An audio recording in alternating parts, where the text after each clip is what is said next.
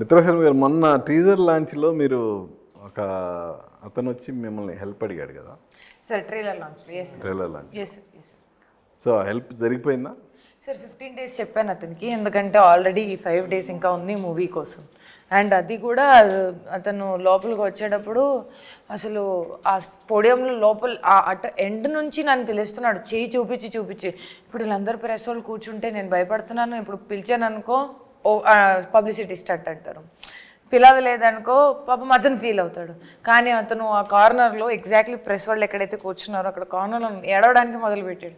నేను చెప్పాను, అది మేడం ఒకసారి ఆగండి అని చెప్పేసుకొని అతన్ని పిలిచాను. అసలు ఏమైంది, ఎక్కడ దాకా ఎలా వచ్చామంటే అతను 2 days 1 day బ్యాక్ యాక్చువల్లీ నేను ట్రైలర్ లాంచ్ పెడుతున్నాను, నేను అదే సేమ్ ప్లేస్లో ప్రసాద్ ల్యాబ్స్లో పెడుతున్నాను అని తెలుసుకొని స్టేటస్లో పెట్టాను. అదంతా ఇన్ఫర్మేషన్ తెలుసుకొని సడన్లీ ఏమంటారు దాన్ని దీంట్లో వచ్చేసారు, నా ఊరు నుంచి ఇక్కడ దాకా వచ్చేసారు ఏదైనా దొరుకుతానని.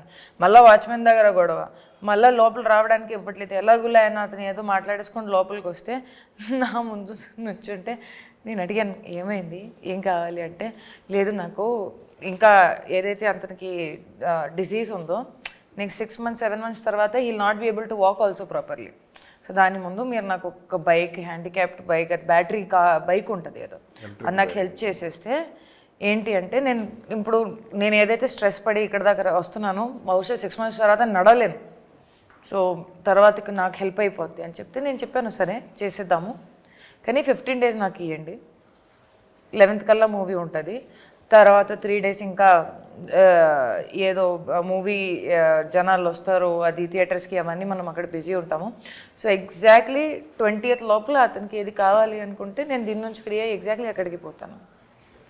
సో అలా గుడ్గా అంటే యాక్చువల్గా అది ఇఫ్ ఇట్ ఈజ్ రియల్ అయితే నిజంగా అభినందించాలి మిమ్మల్ని. అది ఒకటే కదా సార్, ఆల్రెడీ ఎవ్రీ వీక్ చేస్తాను. ఎవ్రీ వీక్ చేస్తానే ఉంటుంది. నేనేది పర్టికులర్గా అంత ఒక ఆడిటోరియంలో జరిగే చేస్తుంది కాబట్టి అతను ఈ ప్రోగ్రామ్ జరుగుతుందని తెలుసుకొని వచ్చి ఇక్కడికి హాల్లోకి దొరబడి ఆమె మనస్తత్వానికి చూసింది కాబట్టి పిలిచి ఓకే అని చెప్పి డెఫినెట్గా సక్సెస్ అయ్యాడు.